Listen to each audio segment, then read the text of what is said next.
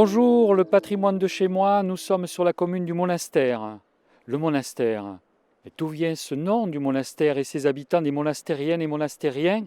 Certainement d'un monastère, mais oui, d'une abbaye. La première abbaye de femmes fondée à l'époque de Charlemagne. Tout de suite, une enquête, une expertise, une visite. Alors nous contournons le bâtiment qui est le bâtiment, je crois, à l'ouest. Et là, c'est une abbaye de femmes et c'est donc une femme qui nous accueille. Et c'est Diane Joy du service du patrimoine de Rodez Agglomération. Bonjour. Bonjour. Alors, on va entrer dans l'abbaye. Vous allez nous montrer les derniers secrets, les charmes de cette abbaye de femmes. Oui, parce qu'effectivement, depuis l'extérieur, on perçoit peu de choses finalement de l'abbaye. Il en reste essentiellement un petit corps de bâtiment qui représente en gros un quart de l'ensemble de l'édifice tel qu'il était jusqu'à la Révolution en gros. On entre ? Alors, on est parti. C'est exceptionnel qu'on puisse entrer dans cette abbaye, je crois. Alors, ce qu'on va faire, on va d'abord aller voir les parties les plus anciennes de l'abbaye en fait. C'est un peu comme en archéologie, souvent ce qui est le plus ancien est en dessous. Et puis au fur et à mesure qu'on monte dans les couches archéologiques, on va vers des périodes plus récentes. L'abbaye du monastère, c'est un petit peu la même chose parce qu'en sous-sol, dans la cave, en fait, a été fossilisé ce qui est peut-être la phase la plus ancienne de l'abbaye. Au moment de sa fondation, peut-être une construction du 9e siècle. Suivez-moi. Vous voulez dire que si on va là-bas dans les sous-bassements, on va sentir un air du 9e siècle qui serait là emprisonné, que nous sentirions comme ça? Alors l'air, j'espère que non, mais la maçonnerie, oui, les pierres. Allons voir les pierres. Bon, alors suivez-moi dans les sous-sols de l'abbaye. Je ne sais pas si j'ai renouvelé mon assurance, moi. Mais c'est pas grave, je cacherai le corps. Super. Voilà. Alors voilà, oui. Alors là, on est vraiment à l'endroit le plus ancien qui soit conservé. Vous comprenez peut-être, sur la droite là, de l'image, en fait, il y a un mur très très épais qui a été cassé, qu'on a traversé pour redécouvrir une petite pièce derrière.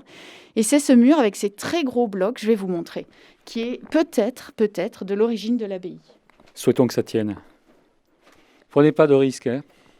Voilà. Tout ça, là, je ne sais pas si vous voyez, on est à presque 2 mètres de large.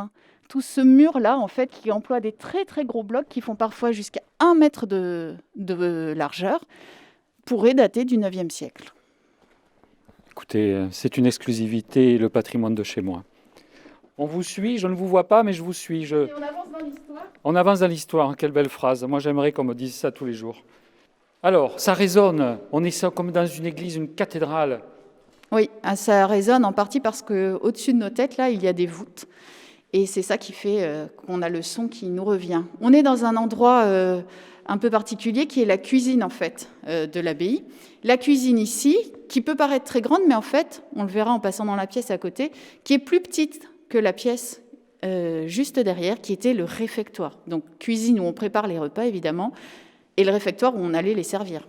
J'ai vu qu'au XIVe siècle, il y avait jusqu'à 50 religieuses. C'est ça, le maximum, c'est à peu près à cette période-là. Et puis après, leur nombre diminue, mais ça reste quand même une abbaye très importante. Donc il faut nourrir évidemment toutes ces sœurs. Quelque chose me dit à table. Allez, suivez-moi dans le réfectoire. Alors il faut imaginer peut-être des petites cloches, des chuchotements, des chaises qui bougent, des grandes tables, plus de 40 ou 50 religieuses. Nous sommes où alors ? Bien, nous sommes dans la salle à manger, en quelque sorte, donc juste derrière la cuisine, dans un grand espace unitaire, comme le sont les espaces de vie communs dans ces édifices-là. Et là, effectivement, on prenait les repas. Et puis, dans les années 50, 60, on avait aménagé cette salle, c'est pour ça qu'on voit un écran, des rideaux qui se plient, qui se déplient, pour en faire une salle d'animation, en fait. Attention, il faut baisser la tête, il faut faire attention aux marches, et là, nous entrons dans une des tours qui flanquent cette partie ouest. C'est ça, tout à fait.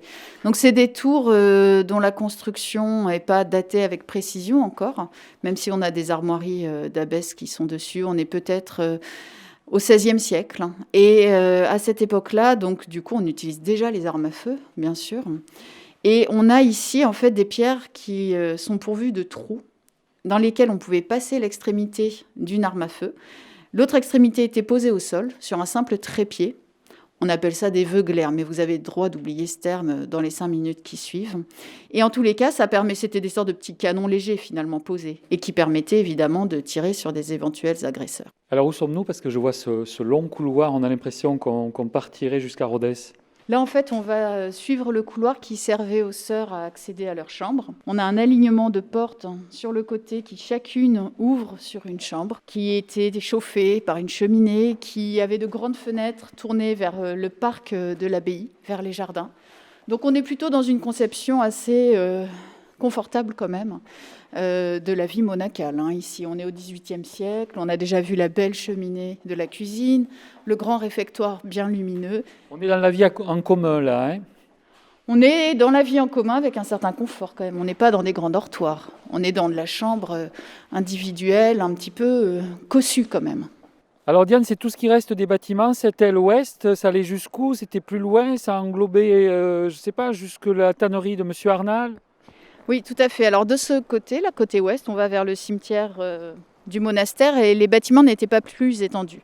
On a surtout un grand parc, des jardins et puis une promenade le long de l'Aveyron. De l'autre côté, en revanche, du côté du village, là les bâtiments étaient beaucoup plus nombreux. Ils ont été quasiment tous détruits après la Révolution en fait. Et ces bâtiments comportaient notamment un moulin qui Je vais vous en parler parce qu'on est près de l'Aveyron et ça devait servir à quelque chose. Et toujours. Donc ce moulin, il y en avait de nombreux évidemment au monastère, mais celui-là c'est peut-être le plus ancien, celui de l'abbaye. Et c'est à son emplacement qu'a été construite depuis la tannerie d'Arnal dont vous parliez.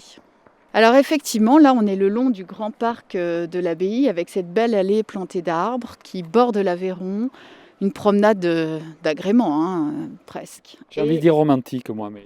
Presque romantique. Et au bout de cette promenade, en fait, on avait un petit embarcadère avec une barque, donc, que Madame l'abbesse pouvait emprunter pour traverser l'Aveyron et se rendre dans ses propriétés de l'autre côté de l'Aveyron, qu'on appelle aujourd'hui le bois Madame. Madame l'abbesse.